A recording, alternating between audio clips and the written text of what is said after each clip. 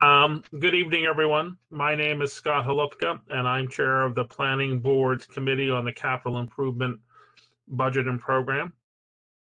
I'd like to start the meeting by acknowledging the Planning Board members who are with us this evening. When you hear your name, please say aye. Mr. Schweitzer? Aye.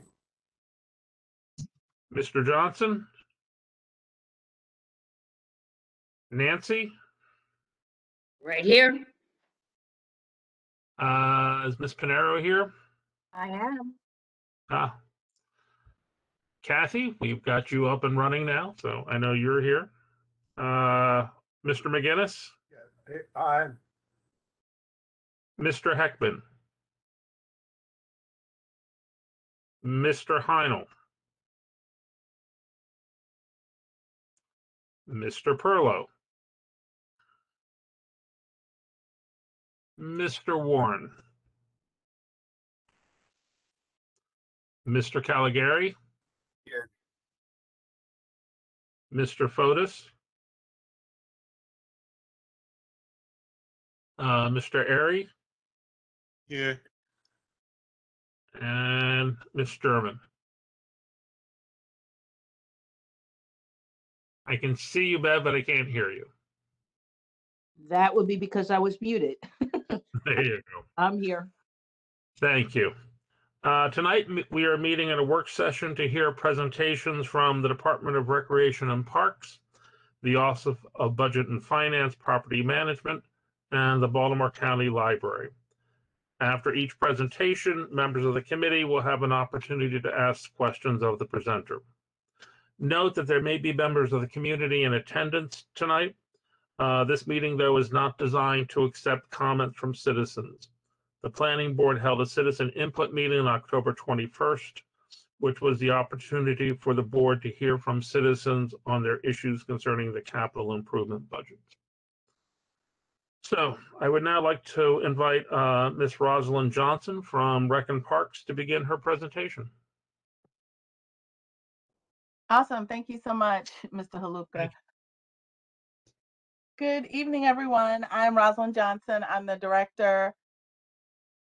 Okay, this isn't our presentation. This is libraries. Yeah, you got the wrong one up, Marcia. Just got to pull up the first one. Rec and Parks.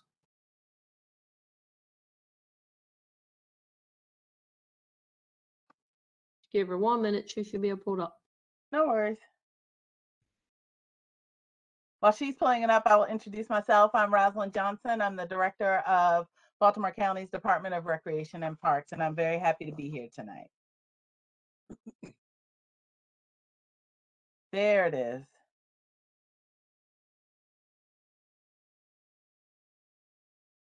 All right, if we could advance to the next slide, please. Thank you. The Department of Recreation and Parks is allocated capital funding on an annual basis through the Parks Preservation and Greenways Capital Improvement Program, also known as the CIP. The funding provided in even-numbered fiscal years, such as the underway fiscal year 2022, is typically a larger amount due in part to the biennial bond referendum, whereby citizens vote on borrowing ordinances in the November elections in even-numbered calendar years. Approved borrowing ordinances result in general obligation bond funding being allocated in the next even-numbered fiscal year for use over a 2 fiscal year period. The record $35 million in bond funding in the agency's FY22 CIP is nearly 9 times as large as the $4 million bond referendum amount typical in recent history.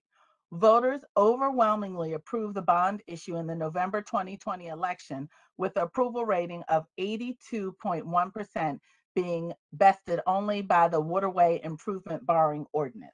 Next slide, please. Thank you. The nearly 74.3 million Parks Preservation and Greenways capital budget for FY 2022, not counting reallocated funds, but including supplemental allocations of state and federal aid, represented a welcome infusion of funding for parks and recreation capital projects. The FY 22 funding, which is approximately equal to the total capital funding in the 6-year period of fiscal years 2016 through 2021, is a tangible response by the county executive, his administration, the county council, and the planning board. This unprecedented funding evidences a paradigm shift with this administration's Herculean effort to invest in a department that prior to had been underfunded. In addition to the $35 million in bonds deriving from the bond referendum, a strong investment in county general funds was made by the Olszewski administration. Next slide, please. These pie charts of capital revenue sources show a major change in how the FY22 Recreation and Parks capital budget was funded in comparison to the 2-year period comprising fiscal years 2020 and 2021. The $35 million in general obligation bonds represents 47% of the total revenue. The more than $14 million in state and federal aid, which does not include American Rescue Plan Act funding, was more than 4 times as much as the prior 6 fiscal years combined. $10 million of the state aid is in the form of grant funding from the state's new Local Parks and Playgrounds Infrastructure Program, which multiple senators and delegates representing Baltimore County residents were so instrumental in creating, including our very own Speaker Jones. Next slide, please.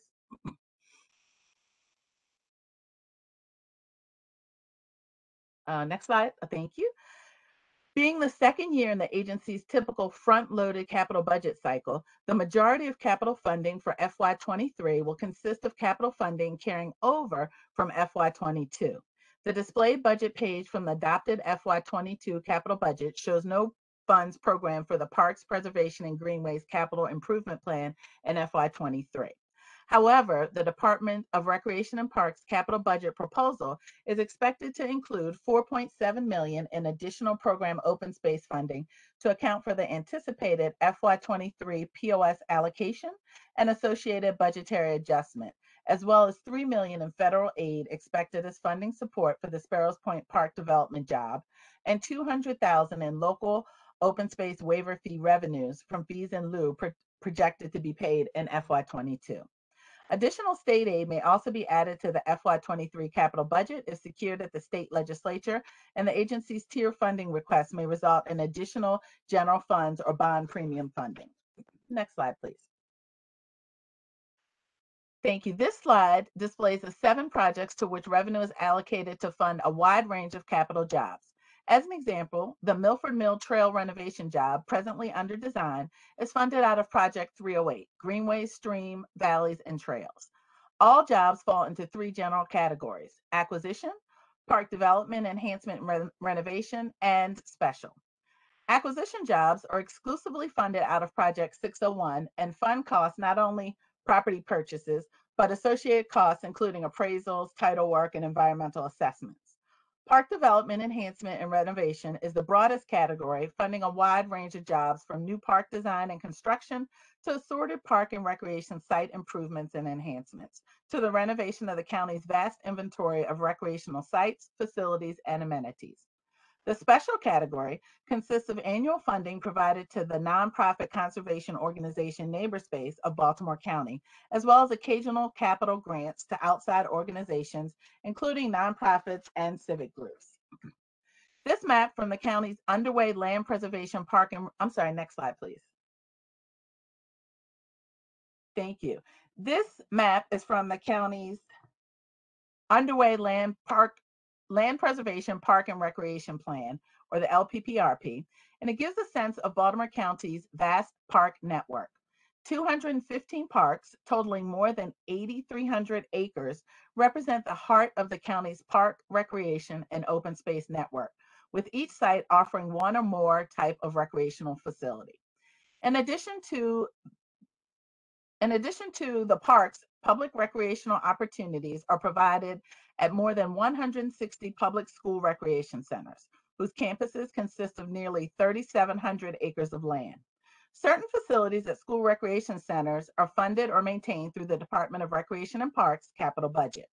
As an example, ball diamonds and most sport courts at elementary school recreation centers are renovated through the Recreation and Parks capital budget, and many synthetic turf fields at high school recreation centers were constructed through that same budget. Finally, there are more than 3,500 acres of undeveloped sites, such as local open spaces, and undeveloped park sites and greenways within Recreation and Parks inventory. Next slide, please. While the $75 million capital budget that was approved for FY22 represents an incredible jump in capital funding for the Department of Recreation and Parks in comparison to prior years, there is no shortage of needs for which the funding is direly needed. The county's network of recreational infrastructure is vast and in some cases old and worn. There are known unmet needs, parks and recreation needs, whether as a result of lack of parks and recreation sites in a particular area, growth in population, or changes in recreational preferences and demands. The decision-making process for allocating available funding can be challenging, with many worthy competing needs. Guidance to assist with priority setting is offered through an array of sources, ranging from various plans to ongoing public input to county administration initiatives, council input, and others such as sustainability and equity. The next slide, please.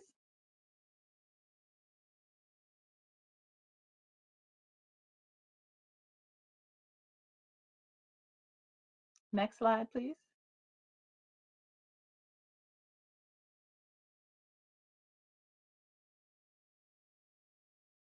Okay, I think we skipped a slide. It's one more back. Perfect, thank you. The next, oh no, one more forward. Okay, perfect. All right, the next series of slides provides information on a selection of the capital projects and jobs funded within each.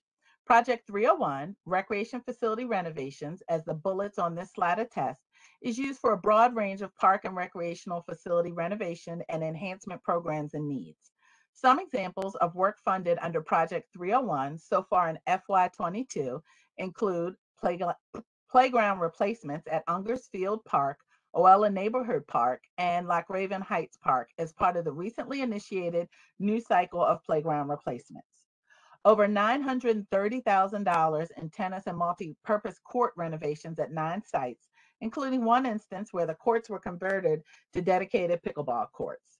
Pedestrian bridge repairs at Mount Vista Park, sign replacement at 3 parks, an underway storage barn renovation at Hannah Moore Park, and pond drainage system renovations at Stansbury Park. Next slide, please. This slide displays some additional examples of work funded through the Recreation Facility Renovations Project, including vandalism repairs, fence and signage renovation and replacement, boardwalk and pedestrian bridge renovations, and grounds renovations to correct drainage and erosion problems. Next slide, please. Project 302, Athletic Field Construction and Renovation, funds an assortment of jobs associated with ball diamonds and athletic fields, as well as related infrastructure, including lighting systems, backstops and safety fences, and player benches. The largest underway job funded under this project is the County Home Field Synthetic Turf Design and Construction job, which will replace the grass surface at the park's lighted fields. The annual ball diamond maintenance and de-lipping program, budgeted at $800,000 in FY22, allows for smaller scale work that keeps the edges between the diamond infields and the outfields regular and safe for play.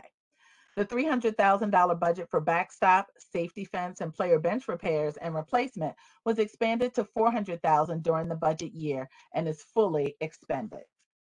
Next slide, please. By far, the largest apportionment of available Recreation and Parks fiscal year 22 capital funds, over $54 million, was budgeted to Project 307, Community and Neighborhood Park Development. This project funds the vast majority of larger scale park and recreation site development and enhancement jobs, as well as some major renovation and replacement jobs. Many such jobs involve both design and construction and may take multiple years to complete. Underway jobs funded with P307 displayed on this and the following few slides include community PAL centers at the Middle River and Rosedale communities, decking and pier renovations at the Loch Raven Fishing Center, design and construction of the Baltimore Ravens themed destination playground and challenge course at Northwest Regional Park. Next slide, please. A number of new parks are presently under design and will follow behind Renovation Park as the first new county parks in over 5 years. These include Sparrows Point Park, which is a brownfield to greenfield, as well as Church Lane Park in Pikesville. Next slide, please. Hazelwood Skate Park, which is in Rosedale, Belfast Road Park, which is in Sparks, and Greens Lane Park, which is in Randallstown. Next slide, please. A number of major park renovations and enhancement jobs in Project 307 are either under design or in the planning stage, including those at Gwen Oak Park in Woodlawn, Cromwell Valley Park, Loch Raven and Towson, Oregon Ridge Park, Hunt Valley, Diamond Ridge Family Park, Windsor Mills, and Rockdale Park in Milford Mill. Next slide, please.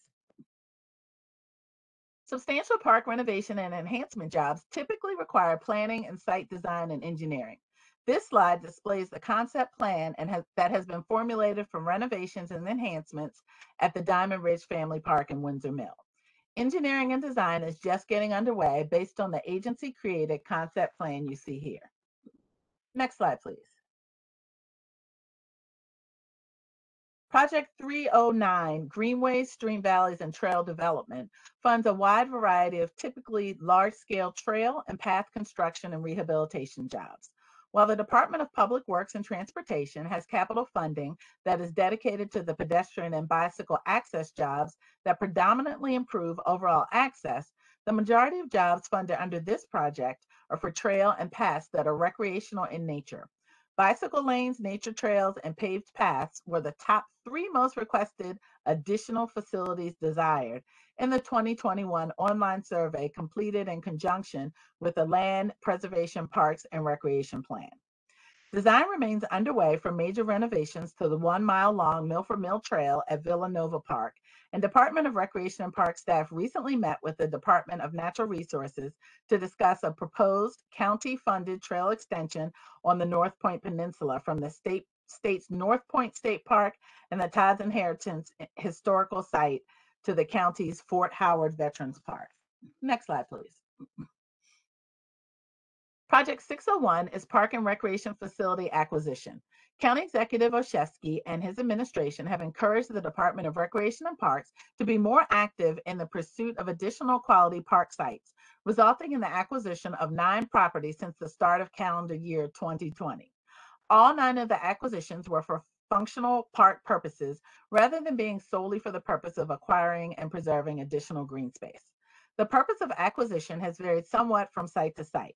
The Villa Maria acquisition permanently secured a site whose ball diamonds have long been utilized by the local recreation council through a license agreement. 5 acquisitions were in communities with no or limited access to neighborhood or community parks, including some that will serve as areas designated as having high social vulnerability needs and levels.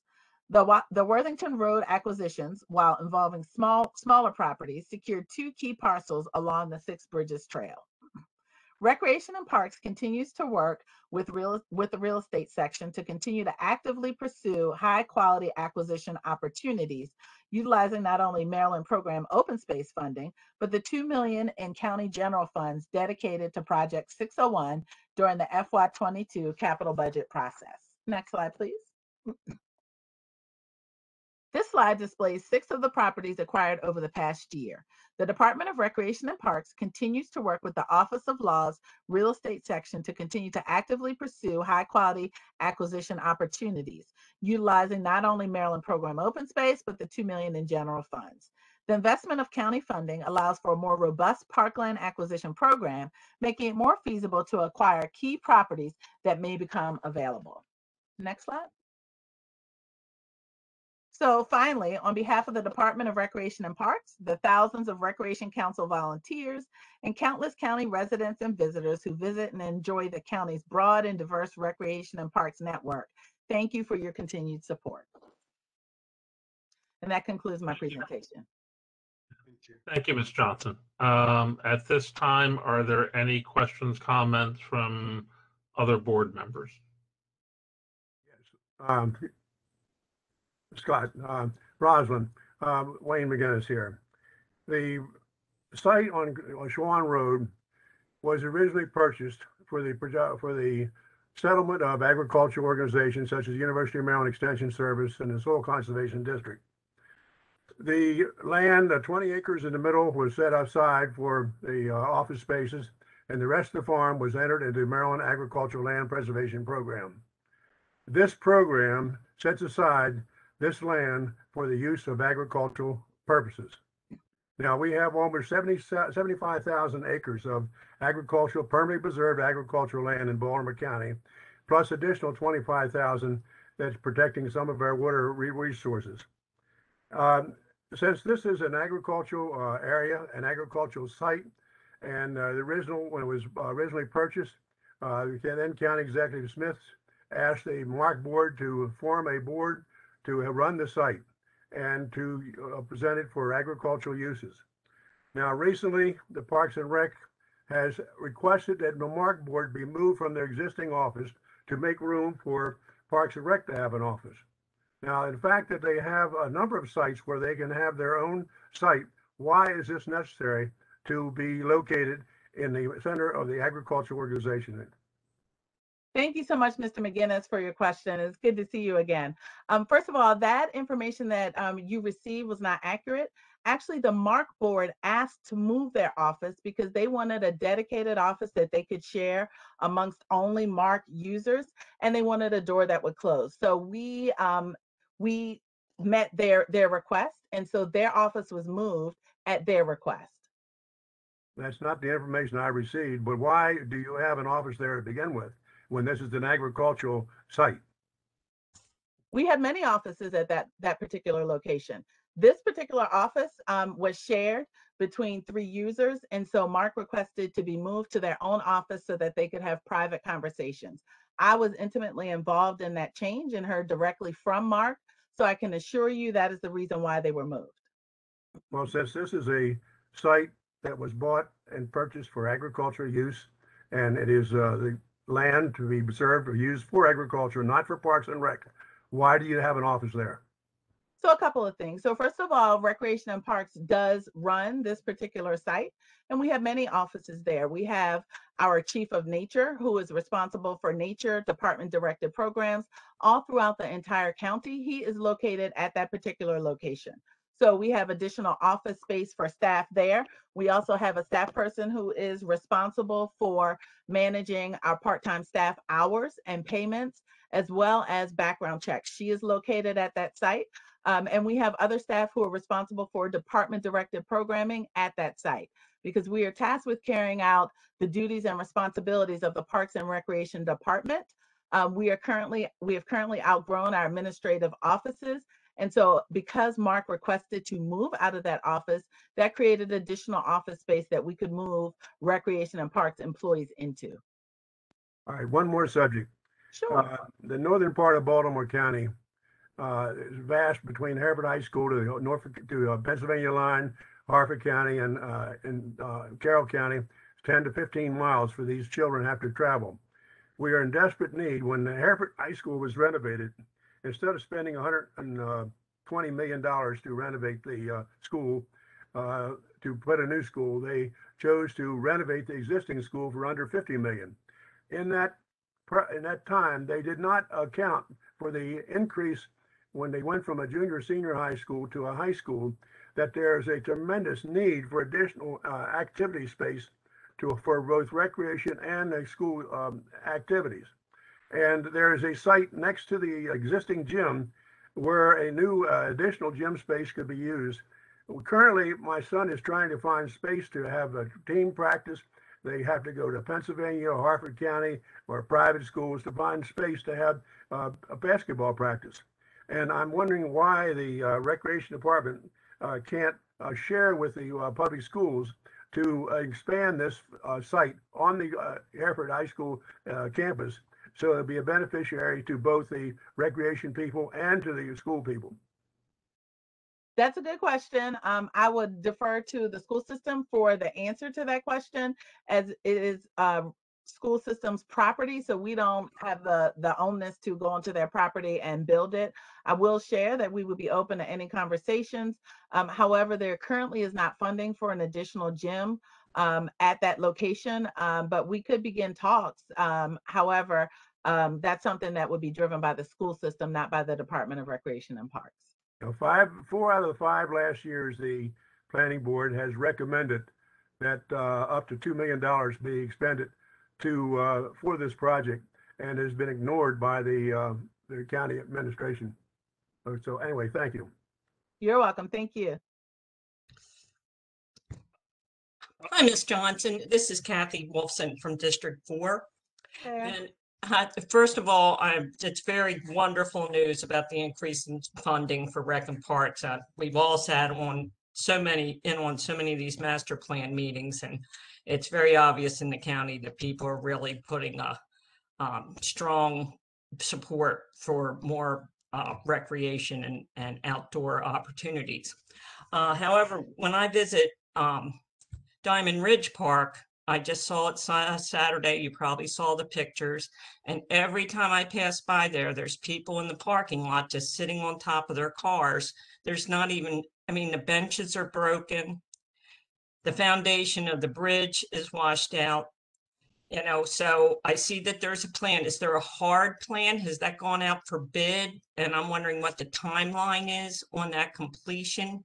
And in the meantime, I mean, can they at least put benches for people to sit on there on the side between the creek and the parking lot, so people have a place to at least socialize outside? Excellent questions. We toured Diamond Ridge back when it first got cold. So I want to say it was back in November. My months are kind of running together now, but that bridge, that the steps over that bridge continue to be a problem. When we went out and visited that day, it was a full-grown tree across the entire pedestrian bridge. So we had that removed. We tested the steps. Some of the steps were in poor condition. So while we were out there, my team and I discussed how we could better enhance that park. You're absolutely right. There is an old bench there with concrete footing that is huge pieces of wood that are gone into the ground. It's lopsided. The concrete, when you go around the corner, has had a major break.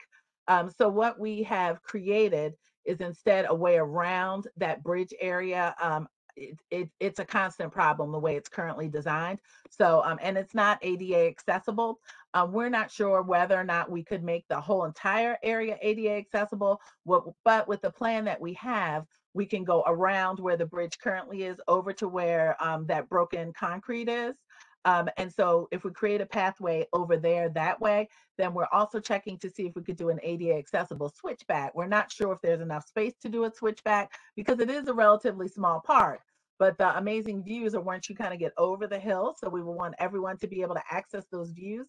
Additionally, when you get over the hill, those 2 fishing piers are in really bad shape. We even have benches that are facing the bushes, thus obstructing the views of the lake. So, you know, I love bushes, but I'm not sure too many people want to sit there and just look at the bush. So we are working through that whole process. We have discussed being able to purchase additional picnic tables. We looked in our inventory. We don't currently have any. So that might be a quicker solution to have picnic tables placed there when we make our next large purchase of wooden picnic tables. But with the path that we're getting ready to construct and the plan that we're getting ready to hire a consultant to actually design, we don't want to throw good money after bad and install benches that would have to be removed later on because of the design. We have to work with EPS because of the stream that's there. So there's a stream buffer. And we may have to plant for do an afforestation in that area for what we would like to install, the surfaces that we'd like to install. So it's not an easy solution. It's not a quick solution. We even talked about doing an emergency demo of that bridge because when we went out today, when we had property management go out today, they made the bridge unusable because when we put tape across it, people just break the tape and go across. So they had to put plywood up. It is not the best looking solution, but it was a quick solution. And even to demo the bridge, we got a quote of $7,000 to $10,000 just to demo that bridge. So we're working on, that's an emergency demolition, which is a high price. So it is included in our scope for the redevelopment of this park. So we are working on it. We are aware of it. And we will cut a DO very shortly once we identify a consultant. Well, I would project, I mean, I've just been to the site on Sunday. I know that there's like total scouring under that bridge. And I don't think $7,000 to $10,000 is much of an expense for a demo, considering your budget. And it is, frankly, in 21244 on the west side is an eyesore. The bridge is an eyesore, and the steps up to the useless steps and the useless bridge are just an eyesore in our district. So I would suggest that, I don't think it's asking too much to throw $10,000 at it to remove those eyesores, and they're dangerous. That's acknowledged. So, anything that can do, and it sounds like we're years out from having any kind of plan completed for that project. Okay, so I apologize if I wasn't clear. We are definitely demoing the bridge, but we want to do it at a reasonable rate so it won't affect our future designs or amenities that we won't be able to add. So the bridge will absolutely be demoed. We are not many years out. We are getting ready to go to design. A DO will be issued shortly, so we can get started and we can actually do the design work. The time is going to be in working through the permitting process. But once we're through that permitting process, then we should be, it should be smooth sailing. I hope so. We have a bridge on the same road that was designed in 2004, and it hasn't been, no surface has been scratched to build it yet. So, I would hope that this would move along a little quicker. It absolutely will. We have 900,000 dedicated to this project, and we anticipate we'll have to use every bit of this 900,000. So that's why you hear me being a little cautious, because I don't want to not be able to put in benches later on because we spent, additional money on the front end. So I just want to make sure we can afford as many amenities as possible. Okay, thank you. You're welcome. Thank you. Other questions? Yes. Hi, Ms. Johnson. Thank you. I'm from Bob Schweitzer from Councilmanic 7, District 7. First of all, I appreciate your presentation. I think a very good job. You covered the waterfront entirely, literally. But the thing I wanted to say is, first of all, thanks for all the support down in District 7 with what we see and what is planned. But in view of the budget that you have, I want to go back to what Mr. McGinnis said a few minutes ago. He's asked for help from several, I guess every department that could help him in Baltimore County in the last couple of years for some recreational facility support. And it's getting old. And frankly, it's not that his requests are getting old. The point is that they're not getting taken care of. If you look at the map that you presented earlier, there's nothing not very much in Councilmanic District 3 that the Department of Recs and Park Recreation do. And I'm not saying that you don't do anything there, but the point is that he's asked for this. And I know the Department of Education owns the ground that he's talking about, but if anything can be done to support what he's asking for, somebody needs to wake up and take care of it. And that's all I got to say. Thank you. Thank you so much, Mr. Schweitzer, and thank you for your comments. I will add that we work very closely with the Recreation Council in the Hereford Zone, and one of their major asks was for additional field space.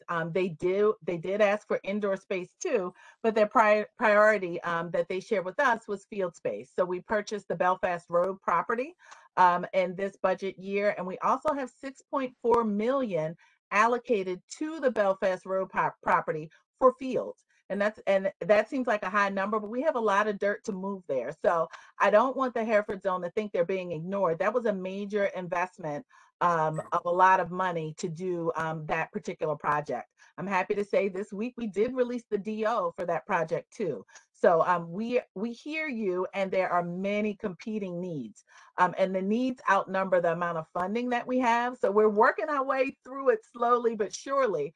And I understand that it's not as quick as everyone would like to see, but unfortunately we have a finite amount of resources that we have available to use at this time. All right, thank you for your response. I appreciate that. Absolutely.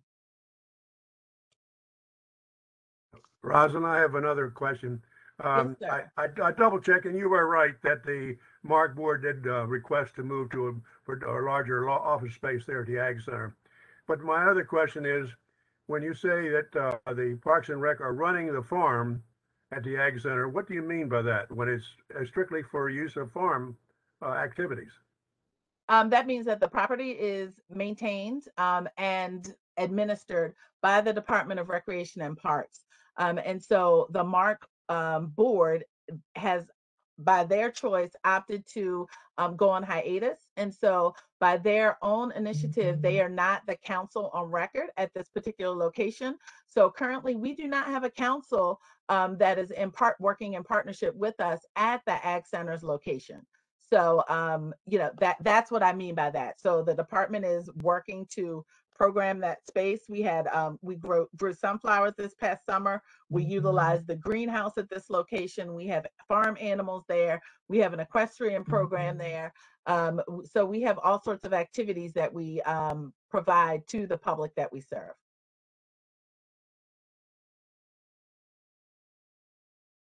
Thank you. In addition, as you know, the agriculture community is requesting to have a separate Department of Agriculture within the county to run such things. We have over 200 different organizations that are connected with agriculture. And it is important, as I said, because of the amount of land that is permanently preserved for agriculture. It's important that the county recognize this. And so we're trying to get this set up so that we have our own department, and our own department would be running the site. So I don't know if you're aware of our efforts along this line. I am absolutely aware. I've been extremely involved in that. And this administration is the first administration to recognize and support that. And so we are in the process of creating an ag board similar to that of Harford County, which has won many awards. So not necessarily a Department of Agriculture, but more so an agricultural board with many interested parties. And sir, you being one of the first trailblazers in as far as sequestering carbon and no-till farming, I'm sure that you recognize the importance of that. All right, thank you. You're welcome. Thank you.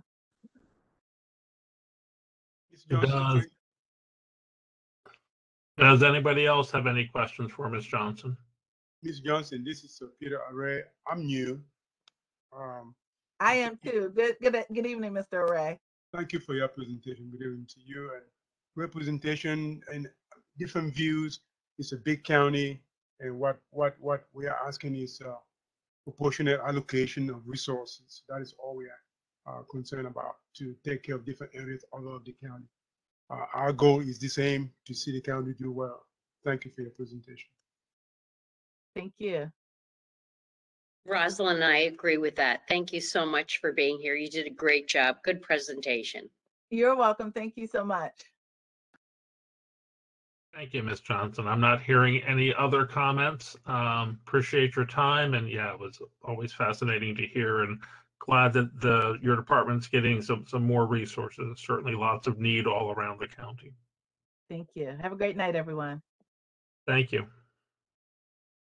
I would now like to invite Ms. Deborah Schindel from Property Management to tell us what's happening with other county-owned properties. Good evening, everyone. Can you hear me okay? Yes. Great. I too have a presentation I'd like to share with you this evening. Can you see what we are sharing on the board? Yes. Awesome. Oh, well, that was not what I wanted to do. Excuse me.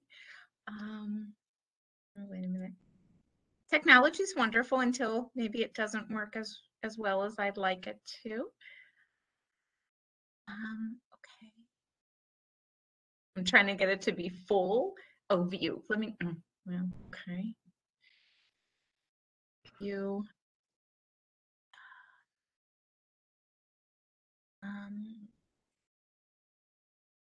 You can go to slideshow. Oh, okay. And then from the beginning. Thank you. Technology is not my friend. I want to give a good shout out. Wait a minute. Good shout out for the individual who actually made this presentation for property management, Kat Stice, who is on here this evening with us, who made a wonderful presentation that you hopefully will find very informative and useful. So thank you, first and foremost, for allowing us to come and share some of the information that we property management do for all of the agencies throughout Baltimore County. So obviously, we are the office, or actually under the Office of Budget and Finance, and we do work for our director, Mr. Ed Blades. We very much work very closely with every agency in Baltimore County. We are very strong partners with Recreation and Parks, so a lot of their projects that you've seen tonight, we are very much engaged with and helping them design and create. We also partner with the libraries, and they will be giving a separate presentation, but we're their partner, and when it comes to designing and building, we have a great relationship with them. In addition to that, you'll see in our presentation some of the other agencies that we are privileged to work with is for aging, the police, the fire company. So we do a lot of, we kind of touch all of the agencies here in Baltimore County as a private partner, or a silent partner, as I like to call us. So I'm going to go ahead and get started. First, property management provides services for all the constituents and agencies through the county. Not only do we provide, you often hear about our capital projects and enhancement funds, but we provide custodial services to over 250 buildings throughout Baltimore County. We do grounds maintenance in the Recreation and Parks. We do it at the police stations, the libraries. We cut grass. We will help maintain ball diamonds. We will remove snow. I know that's a bad word coming up this weekend. So we do all of the grounds maintenance here in the county. We even have a very strong partnership, like Recreation and Parks alluded to, where the school system, Baltimore County Public Schools, and us, we will work on their ball diamonds and their athletic fields with them. So we have a very strong partnership with the schools. Again, you will hear very much about our capital projects and enhancement. We are then responsible, after we build 250 plus buildings, to maintain them, the interior and exterior, and also kind of plunging them forward into sustainability. You'll see some projects that we're working on to try to bring us not only into the FY22 year, but we also want to be sustainable and look at addressing climate control that is happening, and how we are good citizens of with our buildings and being as green as we can. And we also do lease management. So in the county, a lot of folks don't realize that we lease our buildings to some nonprofit or other organizations that provide services into the county buildings for our agencies. But in addition, we also lease space so that we can provide services out into the community. So we touch a little bit of everything. How are capital projects selected? So again, we have a very, very strong partnership with every agency throughout Baltimore County. And not only do we have a very strong relationship, but internally we have the responsibility of maintaining all building operations So property management will take every year, creates a priority list based off of the building operation and equipment life cycle. We focus very much on how old the roof is, the windows, the HVAC, whether we need to come in and do full replacement of mechanical systems or whether we can just do minor repairs to them. In addition to that, we work very closely, as you have heard, with programming needs for the agency. We sit down yearly with them, if not more frequently, and we talk about some of their needs for their space planning and or what services they are providing and how we can help them and where they need capital needs.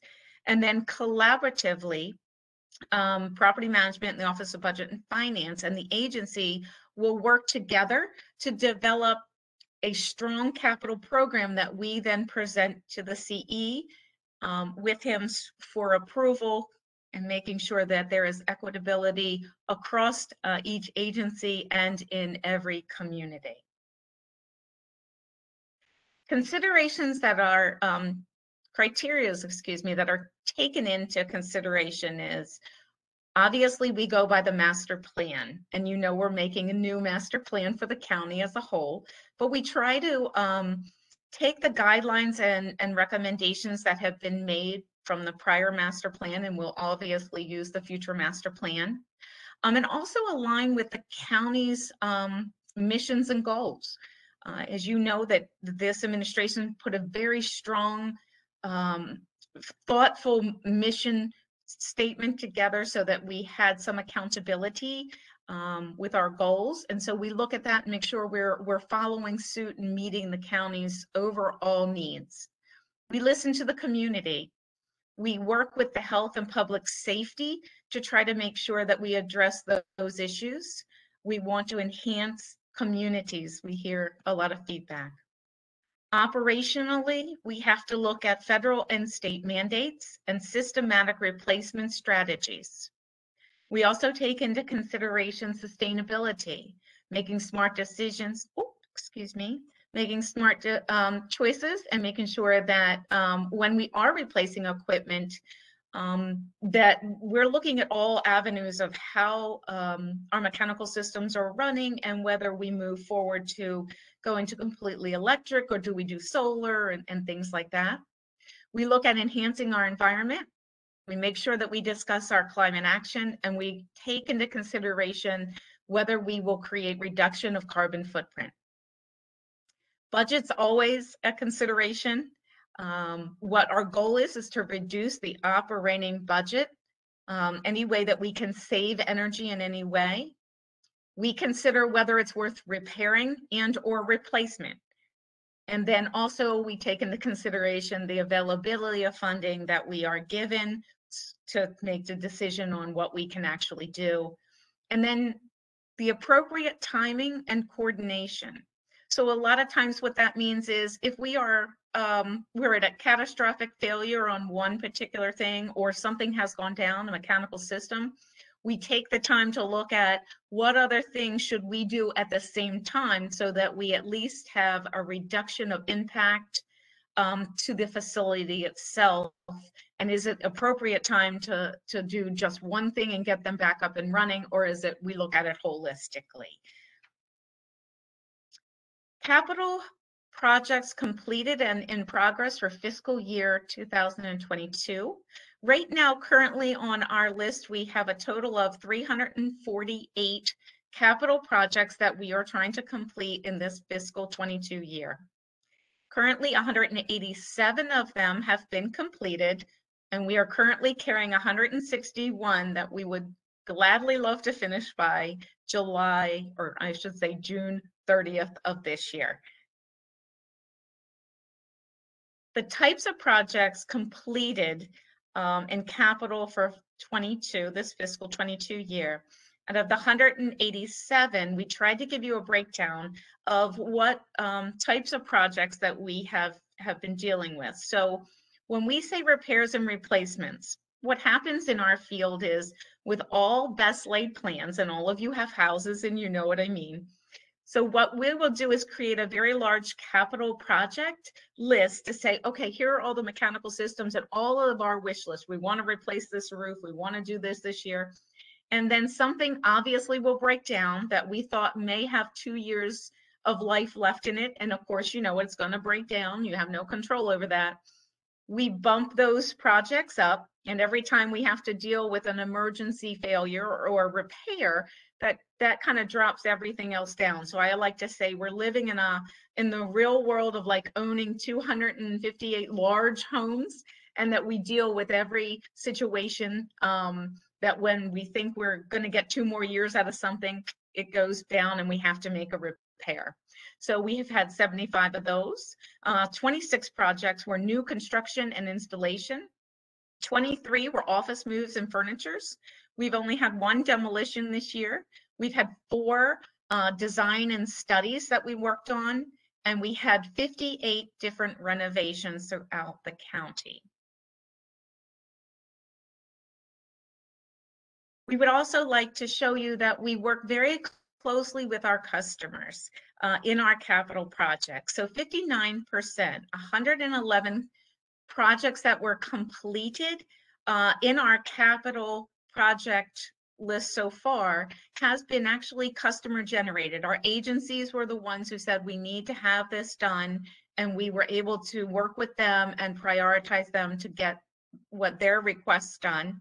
And 41% were capital projects that were actually on the docket for property management that we actually generated and replaced. So as you can see, we do try to balance our property management's needs and the agency's needs so that we can try to meet everyone's needs on a very tight budget.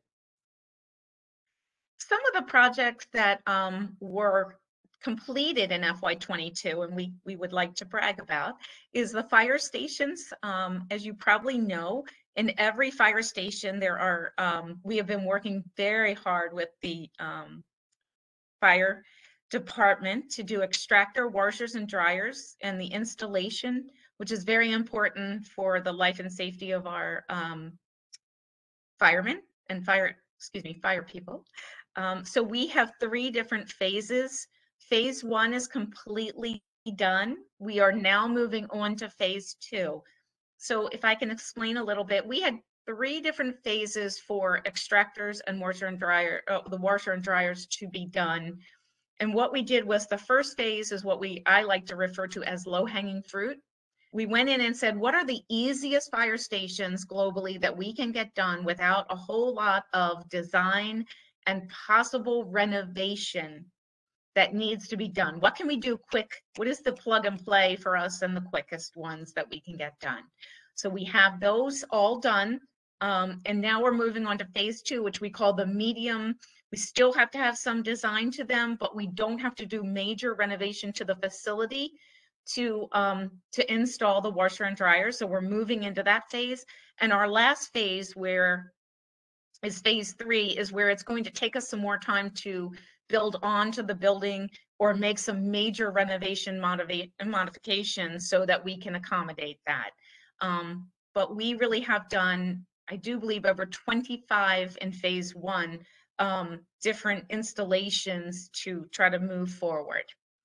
Another project that you've probably heard about was the Woodlawn Wick and Health Center that we were able to, these were 2 different facilities. So folks in the Woodlawn community would have to go to 2 different sites to get services. Whereas in other communities, quite often, these 2 services were put together in the same facility. We've accomplished that at the Woodlawn, and we opened up our brand new facility and renovated and fit out. So I know Dr. Branch was very excited about that. We were able to upgrade the police pistol range, that is indoor shooting range, to make it state of the art and more safe for our officers. And to meet the needs of the customers that come into the county office building, there has been a major renovation in permits, approvals, and inspections to help customers who are coming in to get permits feel like they're getting a better service and a more effective service. And so that is some of the things we've done. We heard everyone loud and clear last year, so we want to let you know where we are on 2 projects that I know was very important in the aging community.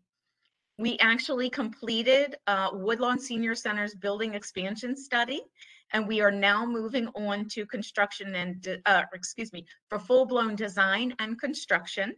So here is on your left, you can see a rendering that kind of will show you what that building will look like. So we're very excited about that. And on the right-hand side, we have done the parking lot expansion study for Cockeysville Senior Center. We've met with both Aging and Rec and Parks, because as you know, you can see that there's a ball fields also involved. And we came up with a really good solution on how we could add some parking onto this very small lot. And I will use my cursor to show you. I don't know if you can see that, but how we can add more parking to there to hopefully not only meet aging's needs with additional parking for the senior center, but also provide some more support to Rec and Parks. Fiscal year 23, we are not stopping, and these are some of the projects that we hope to accomplish in our FY23 year. We have been charged with, at Lake Roland, the pump house. It's a beautiful view, and the pump house is needing of repair. The structure itself, the soffits, the roof, and things like that, we have to do some maintenance repairs to that. The Catonsville fire station, we are going to replace the slate roof that is on that facility. And in the detention center, we are going to replace 5 boilers that are currently at life expectancy, end of life expectancy. And in the circuit court building, we are currently going to start a space design and systemic renovation. So this is a very interesting building, as probably all of you know, and it had been added on for years, different levels. The court system themselves and the people in the facility have really changed from the way it was built to how they operate now. And also, every time that they added a floor onto this facility, the HVAC system didn't quite marry into the next floor. So it has now become an antiquated system, and we would like to really upgrade our mechanical system in this very heavily used building and look at a system that really helps us holistically look at this building and start saving some energy by having building automation systems controlling the building, where we can control the temperatures and maybe even have some reduction in energy in a very heavily used building. Some other projects we're doing is we hope to be well underway with the Wilkins Police, the new police precinct. We are going to be adding solar panels to Randallstown Community Center. Dundalk Fire Station, we're going to be doing a replacement boiler there. And at Hillendale Fire, we're going to be replacing a generator. One of the generators, not an exciting project to most, but when the electric goes down in a fire station and police station, it's pretty major for their operations. They need that to keep running. So we try to keep up with replacements on there. In addition to that, Hernwood and Parkville landfills, as many of you know, we are talking about taking the brown fields and making them a solar field, which we're very excited about. And at Golden Ring Fire, we're going to design and replace a new HVAC system. And then the Lock Raven Center, the old elementary, we are going to do a major roof replacement on that facility. As I said earlier, in addition to the projects that you've seen here, we work very closely with the library and recreation parks, and they obviously are going to present and have presented their projects that they hope to accomplish, and we will be glad to be one of their partners in that endeavor. That ends our presentation. I'll be glad to take any questions that you may have. Thank you, Ms. Schindel. So at this time, are there any questions for? Ms. Schindel, this is Kathy, and the Woodlawn Health Center, is that leased? That's leased from Set the Captives Free?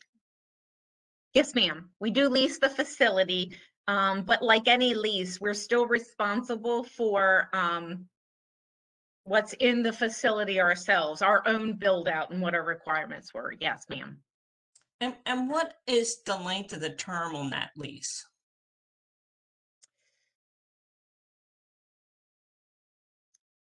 I do believe it is a 10-year lease for the facility itself with a possible extension, and I would have to definitely look into that for you, but I'm pretty sure it's a 10-year lease with a 5-year extension, I do believe. Thank you. And last, the solar facility on Hernwood Road, it's enormous. It's enormous. When is construction expected to start on that? So we are still in the middle of working on design with that. And I don't really have a construction date that's really ready. We have to work very closely with BGE and the contractor to kind of work through how we're going to do the interconnection. But I would imagine in the next 4 months, we will be able to release a more firmer date on when we'll have that. 4 months, you say? Yes, ma'am, in around that. Yeah, okay. Thank you. This fiscal year you'll have a plan. Yes, ma'am. Okay, thank you. We're hoping.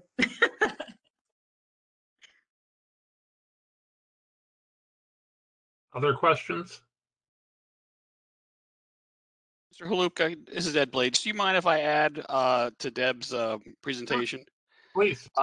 One of the slides that we probably should have included is that in the FY22 budget, the county executive included $3 million for a North County Senior Center. And we are currently actively trying to locate a site for the North County, the Hereford Senior Center. And the ideal building, once we find a site, would include a gymnasium. And I think it would be something similar in my mind to the Jacksonville Senior Rec Center combination. And I know the county executive is open to that concept. So I just wanted to point that project out for Mr. McGinnis because, his requests have not fallen on deaf ears. It's just finding the site. So thank you. A couple sites in Harford County, down at Emerton and Churchville, which have not expensive facilities, but they're very practical for use of recreation, and they could also be used for the school system also. But anyway, I appreciate your comments. Sure. I am from Hereford, by the way. Yes, sir. And I would like to testify that Mr. Blades has been on me about if we build something, he wants a gymnasium there. In the Hereford. And Mr. Blades, you just made Wayne's night. I've heard this for the last 8 years being on the planning board, so we're very excited about that. I've heard it as well. And Deb, one thing you didn't highlight again is how much you did over the last year for COVID. And you supported a lot of outdoor events and you kept our communities together. And so we're very, very grateful for that. And we appreciate what you and your staff have done for our communities. Thank you. I will do a shout out, not for me, but the team. Thank you for that recognition. The COVID, we really have been front and center in the COVID. So anything COVID, property management probably has touched, including the community distribution of rapid tests. The county executive is very passionate, and he really does try to support the communities with the food drives. And yes, we were very much involved. But I also use I am very silent about what we do because we feel like we just support everyone in the back and we try to be quiet about it. So thank you for that recognition. Thank you.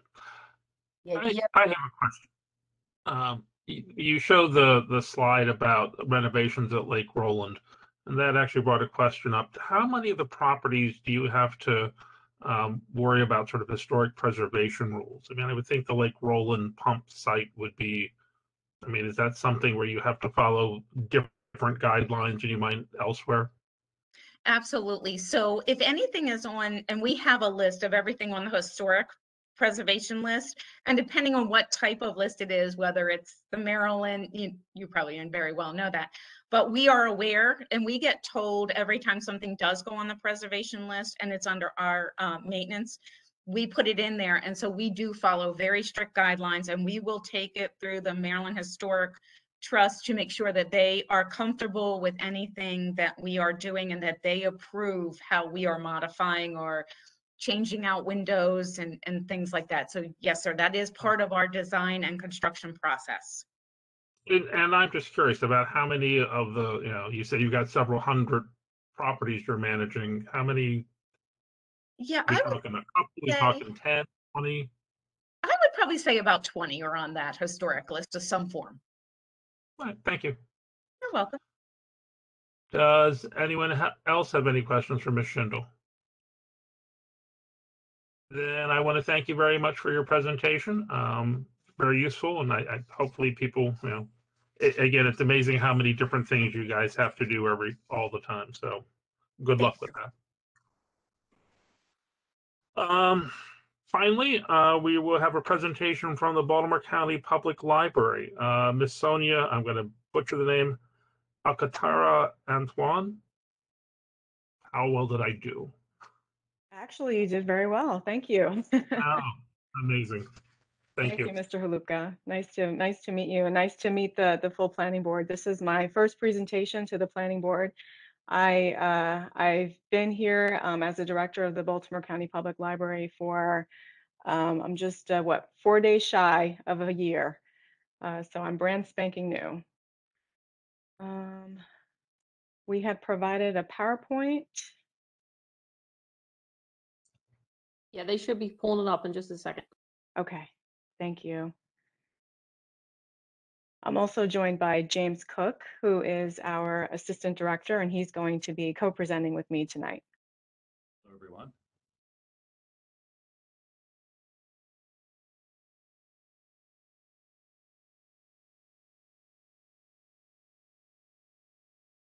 Hi, Deb Schindel. It's Marcia. Could you pass the presenter back to me? Yes, ma'am. I'm sorry. It's okay. Thank you. Might have to tell me how to do that. So there's a little red box with an arrow on your initials in the panelists area. Oh. It's like I commandeered the meeting, huh? So unless you want to present for the library. No, thank you. Okay, a little That's red. great. Thank you. You good?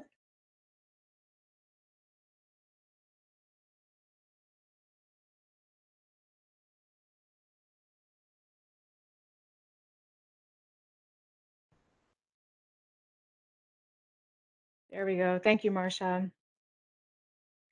All right, again, I'm Sonia Alcantara Antoine. I'm the director of Baltimore County Public Library, and I am joined by James Cook, our assistant director.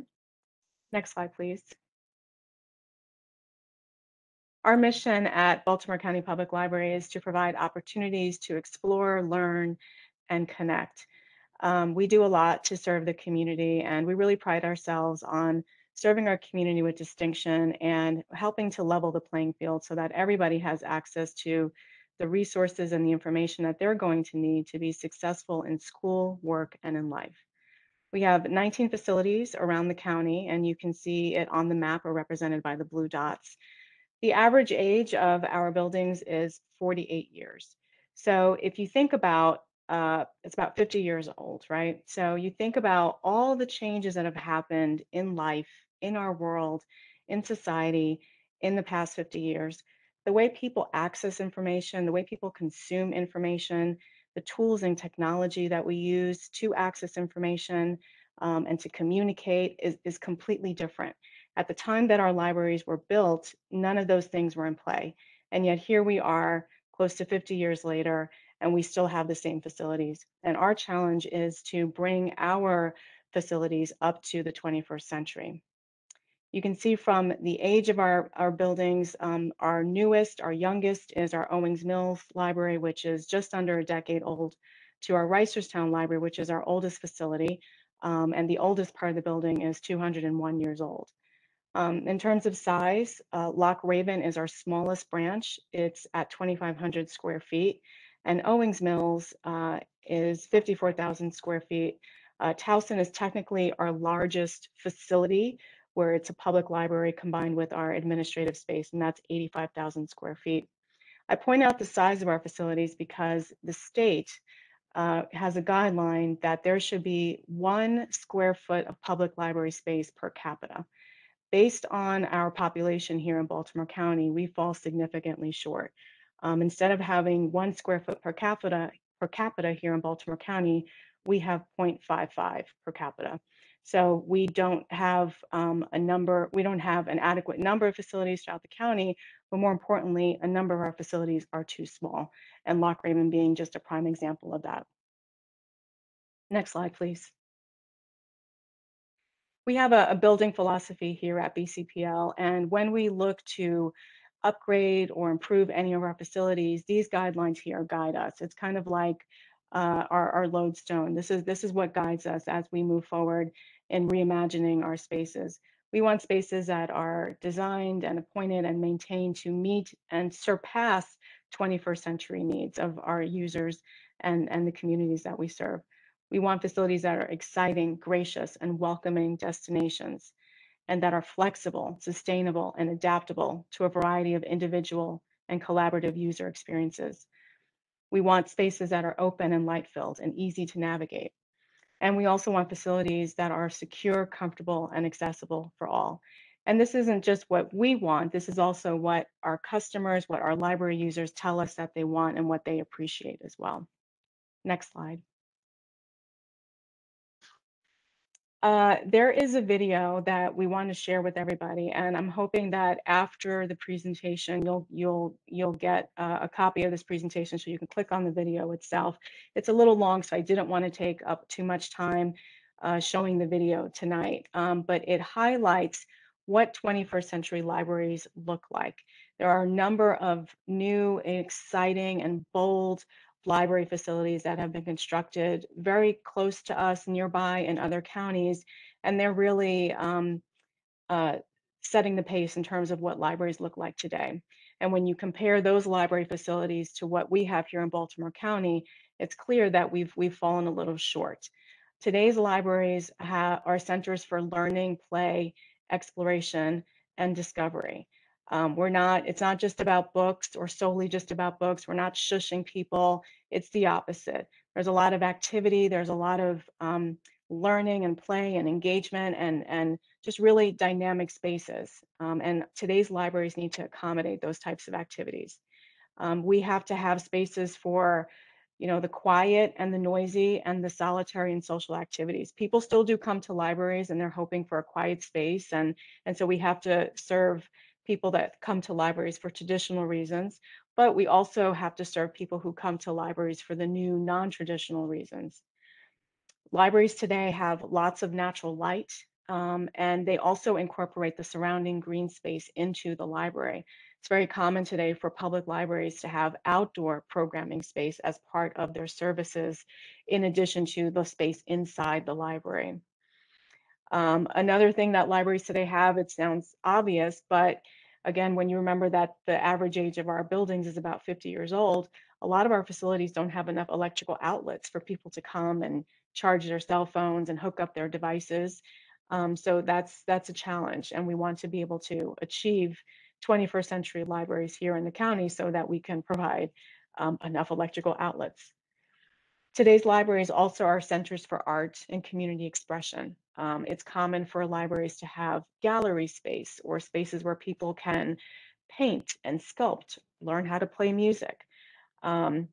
and also space for creation and exhibiting art. So it's common for libraries today have, again, gallery space or a space for public performances. 21st century libraries have a space for the new and expanded services that libraries today are offering. So for example, at BCPL, we provide after-school meals. And we do passport acceptance. Just last month, we were distributing winter coats at the library. And these are all new things that are happening at libraries that go well beyond books. And our facilities need to be able to allow us to provide these services to the community.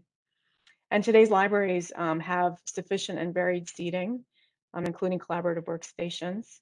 And they provide spaces, inclusive spaces for all ages, and are reflective of our diverse community. So again, we are not just about books anymore. Libraries have changed and evolved, and our facilities need to keep pace with that. Next slide, please. Good evening, everyone. I'm James Cook, Assistant Director. Thank you for allowing me to be part of the presentation this evening. I get the pleasure of reviewing some of our recent accomplishments and capital projects and some of the things we're currently working on.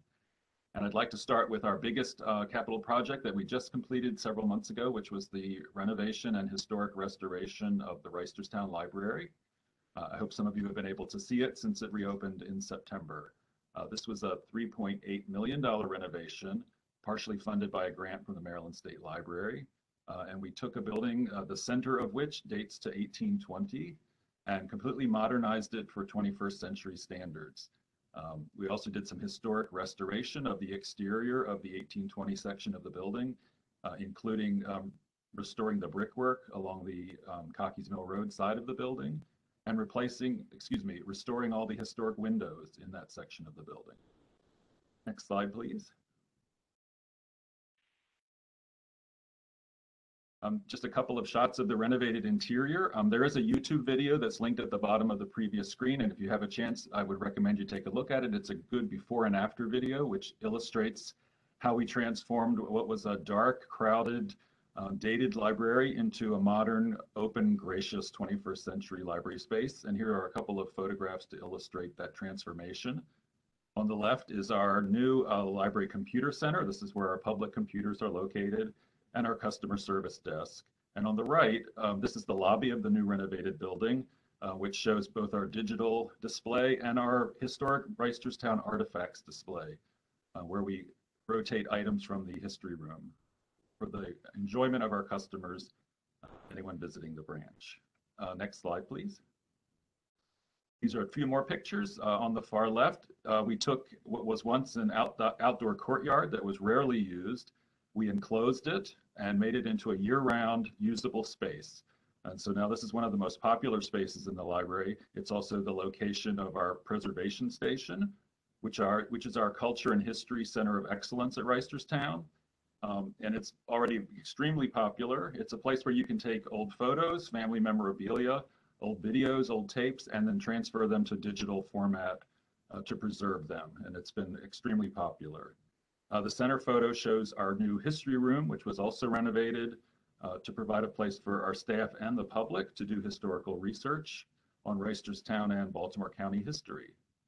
And on the right, our renovated children's area, a place, as Sonia mentioned earlier, a place where everyone comes to learn, play, and engage interactively in a number of activities provided by the library. Next slide, please.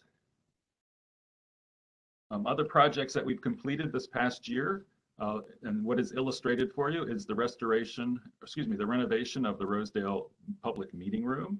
Again, we took a dated meeting room and modernized it to 21st century standards, including installing new lighting, a new, more economical and easily maintainable flooring material, and also acoustical treatments to help with sound absorption. We also this year completed the restoration and resurfacing of the White Marsh Library parking lot. And we also took care of some smaller projects such as a wall repair at the Cockeysville Library when a vehicle went into the building. So it does occasionally happen in our libraries. And all of these projects we could not do without the support and partnership of Baltimore County Property Management, and I want to give a shout out to Deborah Schindel and her team. We have been great partners through the years, and our partnership continues to grow, and we are thrilled to be working with them on all of these improvements to our library system. Next slide, please. Currently, we are working on a major renovation of the Catonsville Library. This is a major interior renovation that we've been planning for several years. We are in the final design phases at this point, and we are hoping to actually begin construction late in FY22 or early FY23. This renovation will be a full interior renovation of the space, completely redesigning and rethinking the interior to create more open space, more space for customers, more interactive space for teens and children, but also on the lower level to install a new center of excellence, which will be an audio video recording studio in line with Catonsville's identity as a music center and an arts center. So we're really excited about this $4.2 million project that we're about to undertake. And I'm looking forward to the transformation of the Catonsville branch. Next slide, please. Among the other capital projects, just to hit them lightly, that we are currently working on with property management, the renovation of our meeting room and restrooms at the White Marsh Library, restoration of the restrooms at the Pikesville Library. We are working on resurfacing the parking lot at the Pikesville Library and Senior Center, and also some HVAC upgrades to our North Point Library and some customer service desk improvements at our Cockeysville, Perry Hall branches. Next slide, please. In all of these projects that the library undertakes and that we partner with property management to accomplish, we are always looking at sustainability and energy efficiencies. So each of our renovations and improvements, we take into consideration how to use modern and energy efficient HVAC, LED building elements, energy efficient lighting on the inside and outside of the building. Many of our branches are getting electric vehicle charging stations now. In our furnishings and fabrics, we look for natural, recycled, and PVC-free fabrics. And where we can, we try to put pollinator gardens and plantings and green spaces in all of our buildings or around all of our buildings. Next slide, please. I'll turn it back over to Sonia. Thank you, James. So we do get some funding from the county. We get $1.95 million every 2 years, and we do appreciate the county's attention to our capital needs. And as James said before very eloquently, we really do value our partnership with property management, because without them, we would not be able to get any momentum on any of our capital projects at all. But $1.95 million every 2 years is inadequate, frankly. We have 19 aging and heavily used buildings that require significant investment. And I'll add that the $1.95 million covers not just renovation and construction costs, but it also covers scheduled and unscheduled maintenance. So for example, if we need to replace a chiller or part of a roof or something at a branch, it has to come from that same pot of money. So typically, in order for us to do any significant capital project, we have to cobble money together from multiple sources to bolster the dollars that we get from the county. And we do a lot with what we have. We are able to stretch our limited dollars to try to do these projects. However, the needs at the 19 locations continue to outpace those resources.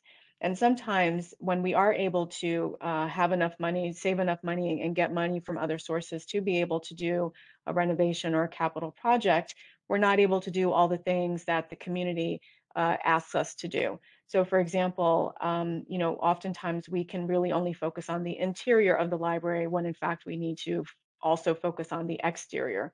Or sometimes we can only do a renovation when in fact what we need to do is an expansion or something more significant to the building. A really good example of that was the Randallstown library renovation that was completed in 2017. We made best use of the dollars that we had, and the facility is beautiful on the inside. However, we didn't have enough money to fully complete the renovation, and there were parts of the lower level of the building that we weren't really able to touch. So in today's dollars, we would need about $150 million to bring the entire library system up to date. And we do have 11 facilities that require significant investment, including renovation, expansion, in some cases relocation, and or a total replacement. If you consider the fact that the average interior library renovation costs from anywhere from $4 to $8 million, or the average new library building can cost up to $20 million, you can see that $1.95 million is really inadequate. Next slide, please. I polled a number of library systems in the county whom we consider to be peer libraries, and you can see that the investment in public libraries in other counties here in the state outpaces what we have here in Baltimore County. This list is not exhaustive. It's merely just a snapshot of what other comparable library systems are doing around the state. Other locales, and if you click on that video link that I mentioned before, you can see how other library systems around the state are really pushing the envelope in terms of what their libraries look like.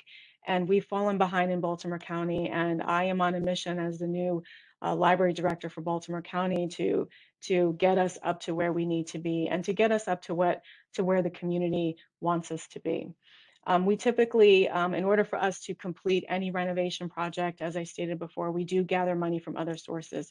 We do seek state funding and private funding, but we're looking for a strong commitment from Baltimore County government, being that the buildings that we have are owned by Baltimore County government. And we want to be able to have 21st century libraries right here in Baltimore County. And we want our community to be able to enjoy that and not have to go outside of the county to be able to have access to those resources. Libraries are integral to the quality of life of every community. Every great community has a great public library system. I dare you to mention to me the name of any city or county that you would consider to be great, and I can tell you without a doubt that they will more than likely almost always have a fantastic, well-funded, and well-resourced public library system. Investing in public libraries pays off in dividends because public libraries provide everyone with the resources that they need to be successful and to thrive. Libraries strengthen and enhance communities. We're asking for an adequately funded 5-year capital budget so that Baltimore County Public Library can progress on facility improvements that are long overdue. No library pun intended. Next slide, please. These are some of the projects that we're looking at for the next 5 years, and we're hoping to get the funding and the resources to be able to make it happen. Woodlawn Library, we have a unique opportunity. In Deb Schindler's presentation prior, she talked about the new Woodlawn Wick and Health Center. Well, once upon a time, they used to have a space below the Woodlawn Library. That space is now vacated, and we have a golden opportunity to do something really transformational in that facility. The library is located next door to Woodlawn High School, and every day after school, there's usually about 150 to 200 teenagers at the library. It's a captive audience, and we really want to do something amazing. Woodlawn is also the site of one of our Storyville centers, so it's already a place for youth and families, and we're really looking to think outside the box in terms of what that library could be and what it needs to be for its community. This year, we are going to be engaging in a design study, and we've just gotten the ball rolling on that to try to imagine what the possibilities are. And we're looking forward to engaging directly with the community to try to find out what it is that they want and need in a new facility. We estimate the cost of a new Woodlawn Library to be around $9.5 million. The second project that we're really passionate about is Lansdowne. Lansdowne, the building is too small at about 5,400 square feet. It's too small for the service area, for the community that it serves. Remember, the standard is 1 square foot per capita. So by that metric, Lansdowne Library should be closer to 15,000 square feet, excuse me. We're looking to partner with existing agencies there, aging, possibly the school system, to create something really transformational for people in the community. And so over the next year, we're interested in engaging in a feasibility study to again, imagine what the possibilities are for that library and for that community. And an estimated cost of a new and expanded Lansdowne library is around $9 million. Towson Library and administrative offices is another priority for us. The building has significant accessibility issues in the public library, and it is an equity issue because it is the only public library in Baltimore County where people have to pay to park. And relocation, the idea of relocation is something that has been discussed for the past 10 years. I'm the 5th library director for Baltimore County. Library directors number 3 and number 4 also mused and talked kind of, informally, what does the library need to be in its current site? And we're interested I'm interested in just picking up where they left off and exploring what the possibilities are. Of course, we want to do something in conjunction and in alignment with the master plan and this body and county council and obviously the community. Nothing's been decided about relocation, but we're interested in exploring the possibility. Either way, whether Towson Library stays where it is or it relocates, we need a new building. And we are interested in engaging in a feasibility study over the next year. And the estimated cost based on a replacement would be $74.5 million.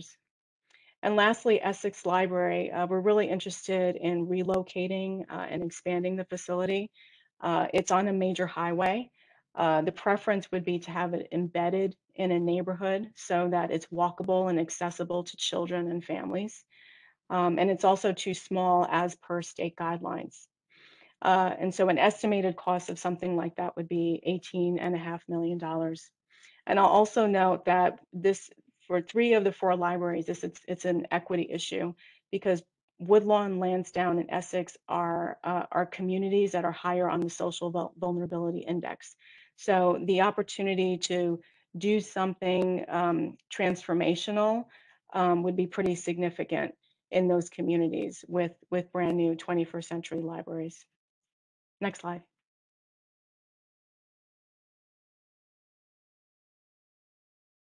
Next slide, please.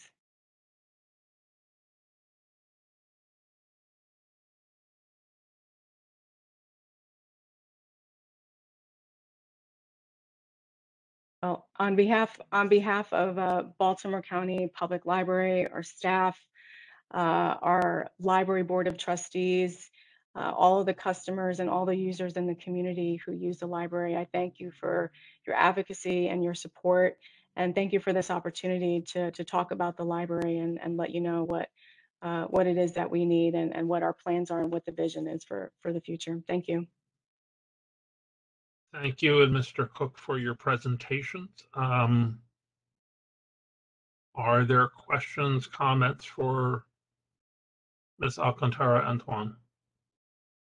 I have 2 questions, Scott. Sure.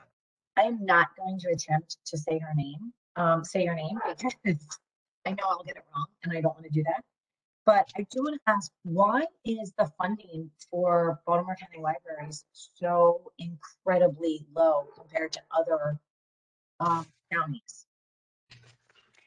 I don't know the answer to that question, frankly. As a newcomer, I'm not aware of what the history is or why that is. But my job as the new director of Baltimore County Public Library is to get us back to where we need to be. And as you can see, 1.95 million is a drop in the bucket compared to what other communities are spending on their libraries and compared to the enormous need that we have here in the county. Do you have a sense of what would be a more, not ideal, you'd have everything, but what would you like, in a good possible world, what would it go up to? Well, as I stated before, our need is we need $150 million for 11 facilities. The other library systems that I pointed out, their capital budgets are project based. So every 5 years they have a new budget, and it's not the same amount every time. It's just based on whatever projects that they've got on the slate. And so for us, you know, we've prioritized our 11 facilities, and we have rough estimates in terms of what we think those projects would cost. We have an idea of what's needed in those cases, and have been able to come up with decent cost estimates based on that. And by the way, we did the library system engaged in a facility study in 2017, and I had that updated for 2021. So the cost estimates that I'm giving you are 2021 numbers. So we're hoping for a 5-year capital budget so we can tackle those 4 projects that I talked about tonight: Woodlawn, Lansdowne, Towson, and Essex. So the $150 million number you cited earlier, that's based on this 2021 study. Yes. So at the current, at about $2 million a year, it would take us 75 years to hit that. And I won't be here. I'll be dead. Global. Come on. Mr. Haluka, this is Ed Blades. Could I insert myself? Do you mind? For programming in a CIP, yes, it's 1.95 million that is programmed, but we do get into, you know, we do have a good dialogue, and we really are developing an excellent relationship with the new director. And last year, the county executive did include $7.2 million for specific projects in the library, including, you know, looking at feasibility and design for Lansdowne, feasibility for Woodlawn. We are engaged and working collaboratively, but it is correct that the program has 1.95 million, but I would not say that they are limited to that funding amount each year. Thank you. Thank you. And as an addendum, we also, you know, whatever money that we aren't able to expend in our operating budget, we save it in a fund balance. So it's kind of like our piggy bank. And so we do use that to supplement whatever money that we are able to get from the county. And we also can apply for capital grants through the state. Usually the max amount is about $1 million. And those are competitive grants. They're not guaranteed, but we have been successful at getting that funding. But having said that, I do think that we do need a significant infusion of resources to be able to do justice to the buildings that do need greater investment. Has the Towson Library, has that location ever been appraised? And if so, what was it appraised for? And I assume the county does own that property and that land? Yes, and Deb might be able to answer this question. I know that recently the question was asked about what is the value of this site, and I don't know if we have the answer to that question, but I do think that there's an opportunity here, being that there's all of this development that's happening right around Towson Library. I would imagine that it would appraise very high, but I don't know the answer to that question. Okay. If you would like me to jump in, it's Deb Schindel. Katie, nice to see you again. Nice to see you, Deb. Great. So just letting you know, we are working on that with real estate compliance right now. That is one of the avenues that the CE wanted us to look at to see what kind of value the property would bring. And that would be a determining factor whether we stay or sell it, so that we can then build something that is more adequate for their needs. So we are in the process of doing that. Fantastic. Thank you. Thanks, Deb. And Sonia, your passion is unbelievable. I'm sure you're going to move mountains. We're very grateful to have you. Thank you, Nancy. That's my goal.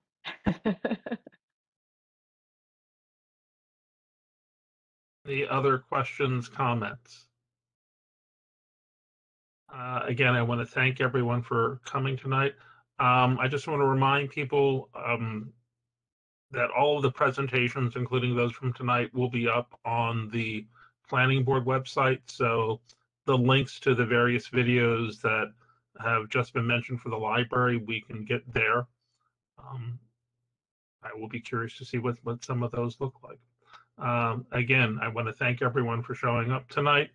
A reminder that our next meeting of the capital improvement budget is next Tuesday, February 1st at 5:30. And information for that meeting can also be found on the planning board website. Thanks, everyone. And unless you have further questions for any of tonight's presenters, we'll see you next Tuesday. Thank you. Thank you, Scott. Thank you, Scott.